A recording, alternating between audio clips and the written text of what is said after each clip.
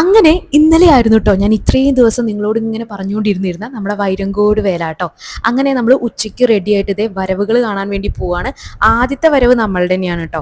അങ്ങനെ കാളെ ഇതേ പോവാൻ റെഡി ആയിട്ട് നിൽക്കുകയാണ്. ശിങ്കാരിമേള ഉണ്ട്, ബാൻഡ് സെറ്റ് ഉണ്ട്, തിറ ഉണ്ടായിരുന്നു, പൂക്കാവടി ഉണ്ടായിരുന്നു. അങ്ങനെ എല്ലാ അകമ്പടിയോട് കൂടിയിട്ട് നമ്മളുടെ കാള നേരെ ഇനി ക്ഷേത്രത്തിലോട്ട് പോവാണ്.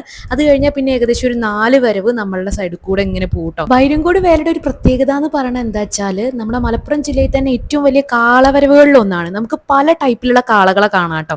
അങ്ങനെ അത് കഴിഞ്ഞിട്ട് നമ്മൾ നേരെ കുറച്ചും കൂടി കൂടുതൽ വരവുകൾ കാണാൻ വേണ്ടിയിട്ട് നമ്മളുടെ ഒരു സ്ഥലത്തേക്ക് പോയിട്ടുണ്ടായിരുന്നു കേട്ടോ. അവിടെ നമുക്ക് ഏകദേശം 3 സൈഡിൽ നിന്നുള്ള വരവുകൾ കാണാൻ പറ്റും. ഇതൊന്നും അല്ല പക്ഷേ വേല എന്ന് പറയണത്. ഇനിയും പല ഭാഗത്തുനിന്ന് വരവുകൾ ക്ഷേത്രത്തിലോട്ട് എത്തുന്നുണ്ടാവും. പക്ഷെ നമുക്ക് ഇത്രയൊക്കെ കാണിക്കാനുള്ള ഒരു പരിമിതി എനിക്കുള്ളൂ. അതുകൊണ്ടാണ് ഞാൻ ഇത്രയും കാണിച്ചു തരുന്നത്.